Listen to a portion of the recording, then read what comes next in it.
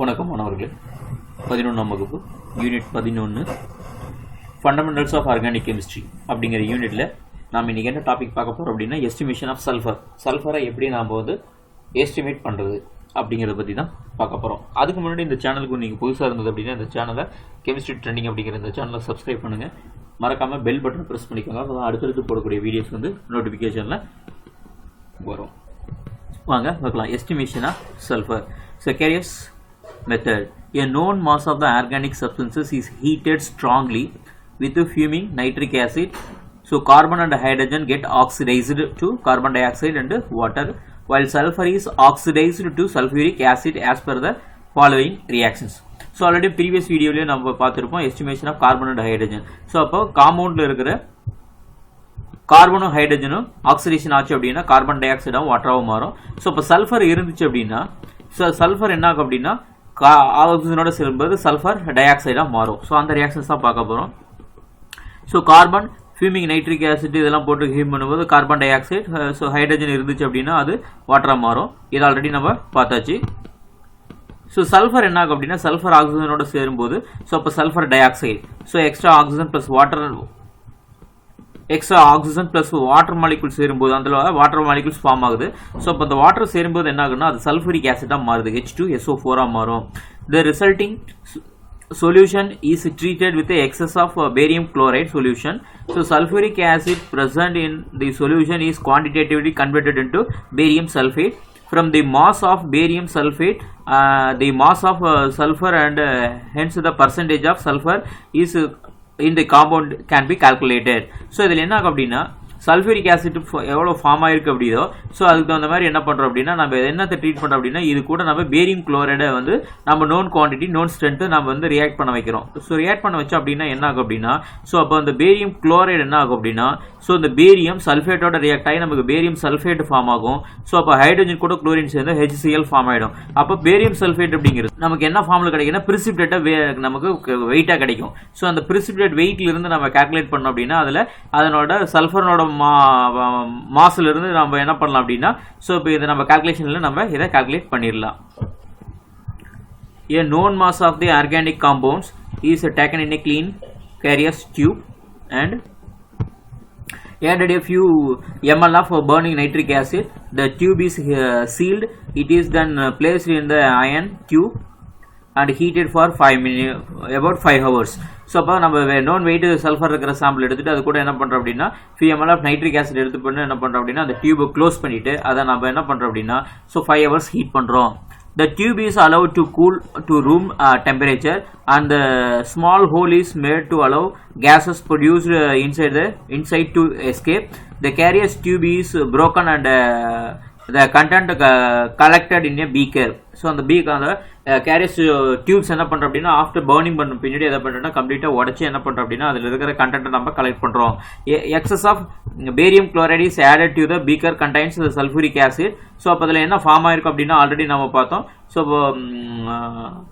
Sulphur வந்து ஆக்சிஜனோட சேரும்போது sulphur di oxide form ஆயிருக்கும், SO2 ஃபார்ம் ஆயிருக்கும். அது வாட்டரோட சேரும்போது சல்ஃபரிக் ஆசிட் ஃபார்ம் ஆயிருக்கும் அப்படிங்கிறத பார்த்தோம். இப்போ பேரியம் குளோரைட் நம்ம அது கூட ஆட் பண்ணுறோம். as a result of the reactions converted to barium sulfate. அப்போ பேரியம் குளோரைட் என்ன ஆகணும் சல்ஃபரிக் ஆசிடோட ரியாக்ட் ஆகும்போது பேரியம் சல்ஃபேட்டாக மாறிடும். இது ஒரு பிரிசிபிடேட்டாக இருக்கும், டெபாசிட் சால்ட்டாக மாறிடும். ஸோ இந்த precipitate of barium sulphate is filtered, washed, dried and weighed. From the mass of barium sulfate, percentage of sulfur is found. So அப்போ அந்த பேரியம் சல்ஃபேட்னோட பிரிசிபிடேட்னோட வெயிட் நம்ம வந்து எப்படி பண்ணுறோம் அப்படின்னா அந்த சொல்யூஷன்ல இருந்து ஃபில்டர் பேப்பர் வச்சு நம்ம என்ன பண்ணுறோம் அப்படின்னா ஸோ அதை ஃபில்டர் பண்ணி வாஷ் பண்ணிட்டு என்ன பண்ணோம் அப்படின்னா நம்ம ஓவனில் வச்சு அதை ட்ரை பண்ணுறோம். ட்ரை பண்ணிட்டு அதில் எவ்வளோ பேரியம் சல்ஃபேட் வந்து வெயிட் நமக்கு கிடைச்சிருக்கு அப்படிங்கிறத பார்க்குறோம். ஸோ அந்த வெயிட்ல இருந்து என்ன பண்ணலாம் அப்படின்னா சல்ஃபரோட பர்சன்டேஜ் நம்ம கால்குலேட் பண்ணலாம். ஸோ கால்குலேஷன் எப்படி போடுறது அப்படிங்கிறத நெக்ஸ்ட் பார்க்கலாம். So mass of the organic compound W gram நம்ம எவ்வளோ வந்து சல்ஃபர் வந்து கால்குலேட் பண்ணுறதுக்கு எவ்வளோ கிராம் சாம்பிள் எடுத்துக்கிட்டோம் அப்படிங்கிறது தான். So mass of organic compound W gram. So mass of the barium sulphate formed X gram. Mass of the barium sulphate formed X gram.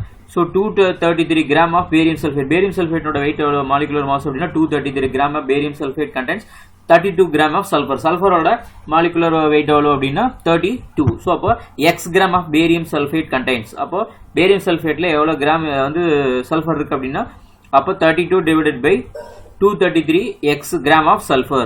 அப்ப percentage of sulfur equal to 32 divided by 233. 32 அப்படிங்கிறது சல்ஃபரோட மாஸ், 233ங்கிறது barium சல்ஃபேட்டோட mass into x அப்படிங்கிறது என்ன, எவ்வளவு மாசா பேரியம் சல்ஃபேட் வெயிட் கிடைச்சிச்சு, டிவைட் பை w அப்படிங்கிறது எவ்வளவு கிராம் ஆஃப் ஆர்கானிக் காம்பவுண்ட்ஸ் நம்ம எடுத்துட்டு இன்டு 100 அப்படிங்கிறது போட்டோம் அப்படின்னா, ஸோ அப்போ பர்சன்டேஜ் ஆஃப் சல்ஃபர் வந்து அதுல எவ்வளவு இருக்கு அப்படிங்கிறது நமக்கு இந்த ஃபார்முலால இருந்து நம்ம கால்குலேட் பண்ணிடலாம்.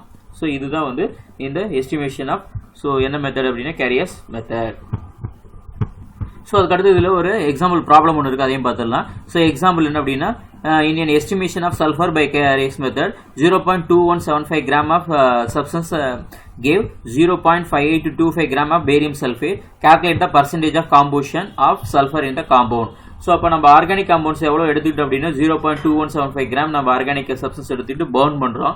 ஸோ பர்ன் பண்ணோம் அப்படின்னா அதை கூட நம்ம பேரியம் குளோரைடை ரியாக்ட் பண்ண வச்சோம் அப்படின்னா அப்போது நமக்கு எவ்வளோ பேரியம் சல்ஃபேட் கிடைக்குது அப்படின்னா 0.5825 கிராம் நமக்கு கிடைக்குது. ஸோ அப்போ இதிலிருந்து நமக்கு calculate the percentage of composition of sulphur அப்படிங்கிறது நம்ம கால்குலேட் பண்ணோம். So weight of the organic compound, so weight of the organic compound எவ்வளோ 0.2175 gram. So weight of barium sulphate எவ்வளோ கிடைக்குது 0.5825 கிராம் அப்படிங்கிறது நமக்கு இந்த ப்ராப்ளத்தில் கொடுத்துருக்குது. ஸோ நமக்கு ஃபார்முலாவில் எப்படி கால்குலேட் பண்ணலாம், 233 gram of barium sulphate contents, அப்போ 32 கிராம் ஆஃப் சல்ஃபர் அப்படிங்கிறது ஸ்டாண்டர்டான நமக்கு தெரிஞ்ச ஒன்று. ஸோ அப்போ 0.5 அப்போ பேரியம் சல்ஃபேட் எவ்வளோ நமக்கு கிடைச்சிருக்கு 0.5825 gram of barium sulphate contains. அப்போ எவ்வளோ இருக்கு அப்படின்னா 32. ஸோ அப்போ contents 32 divided by 233 into, so இப்போ வெயிட் ஆஃப் பேரியம் சல்ஃபேட் எவ்வளோ அப்படின்னா 0.5825 divided by weight of sample எவ்வளோ எடுத்தோம்னா 0.2175.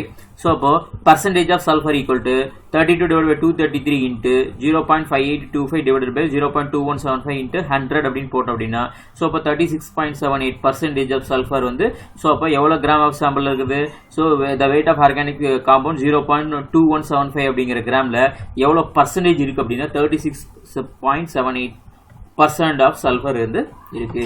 இது வந்து ஒரு ப்ராப்ளம்.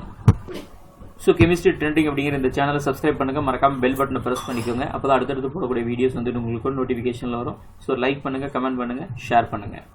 தேங்க்யூ ஃபார் வாட்சிங்.